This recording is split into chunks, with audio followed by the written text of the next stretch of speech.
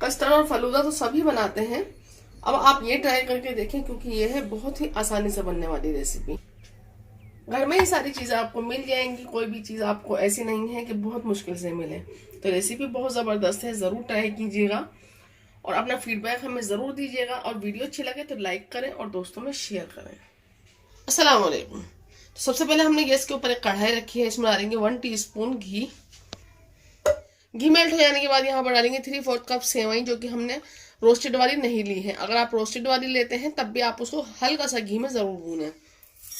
یہ ڈال دیں گے، ہلکی آنچ پر بھونیں اس کو یہاں پر جب تک کہ اس کا سنہرا کلر نہیں ہو جاتا. ہلکی آنچ پر لگاتار چلاتے ہوئے 2 سے 3 منٹ میں سیوئی یہاں پر اچھے سے فرائی ہو چکی ہیں، اور اس طریقے سے دیکھیں اس طریقے کا کلر یہاں پر آنا چاہیے.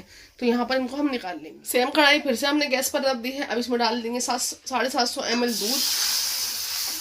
میڈیم فلیم پر دودھ میں ابال آنے دیں گے، اور دودھ کو یہاں پر بیچ بیچ میں اس طریقے سے ہلاتے رہیں گے تاکہ تلے میں لگے نہیں. دودھ ابل رہا ہے تو یہاں پر ایک پیالی لیں گے اور اس میں ڈال دیں گے 1.5 ٹی اسپون کسٹرڈ پاؤڈر. یہاں پر ہم نے 1.5 ٹی اسپون کسٹرڈ پاؤڈر لیا ہے، اور یہاں پر ہم نے ونیلا فلیور لیا ہے. آپ چاہیں تو اسٹرابیری فلیور یا پھر جو بھی آپ کو پسند ہو وہ لے سکتے ہیں. اب یہاں پر آدھا چھوٹا کپ دودھ ڈالیں گے. دودھ یہاں پر گرم نہیں ہونا چاہیے، نہیں تو اس میں لمپ پڑ جائیں گے. یہاں پر اس میں گاٹھیں بالکل بھی نہیں ہونی چاہیے، یہ بالکل لمپ فری گھول ہونا چاہیے. ابال دودھ میں آ چکا ہے تو یہاں پر جو سیوئی ہم نے بھون کر رکھی تھی وہ ڈال دیں گے. سیوئی کو یہاں پر ملائیں گے اور یہاں پر 7 سے 8 منٹ تک پکنے دیں گے اس کو، اور گیس کا فلیم لو ہی رکھیں گے. اور بیچ بیچ میں اس طریقے سے کناروں پر سے دودھ کو ہٹاتے رہیں گے تاکہ دودھ میں جلدی سے گاڑھاپن بھی آ جائے اور اس میں ایک بہت ہی اچھا ٹیسٹ بھی. 8 منٹ لو فلیم پر پکتے ہوئے ہو گئے ہیں یہاں پر، اور اس طریقے سے ہم سائڈوں میں سے دودھ کو ہٹاتے رہے تھے. اب جتنی ہم نے یہاں پر سیوئی لی تھی اتنی یہاں پر چینی ڈال دیں گے.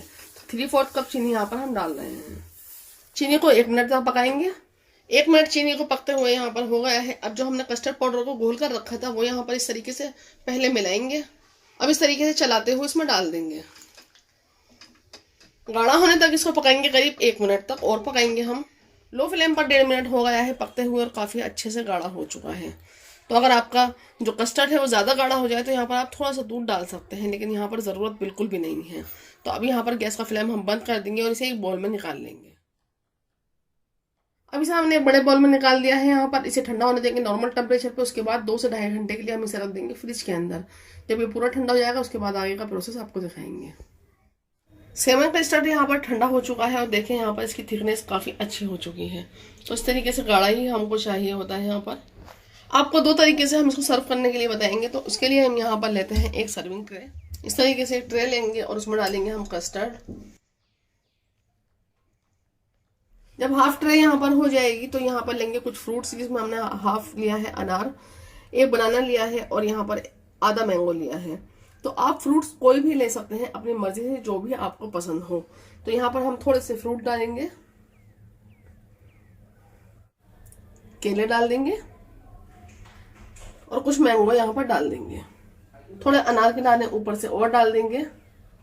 تھوڑے ڈرائی فروٹ بھی ڈالیں گے یہاں پر، جس میں ہم نے 5 سے 6 بادام لیے ہیں، 5 سے 6 کاجو لیے ہیں، اور تھوڑی سی کشمش لی ہے.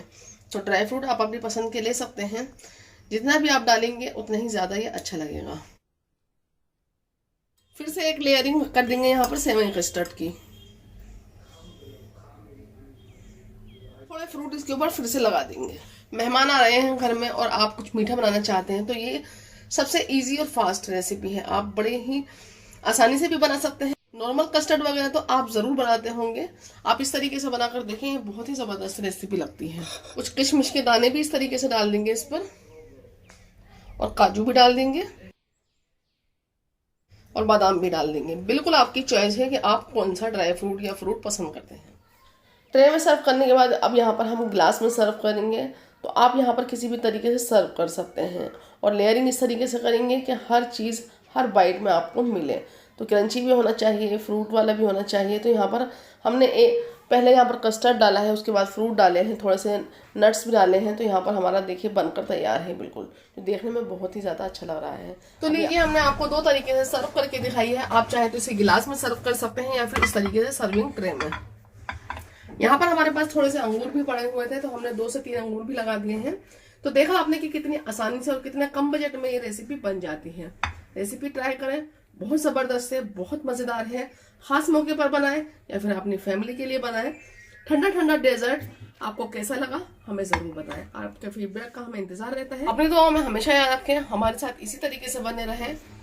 اللہ حافظ.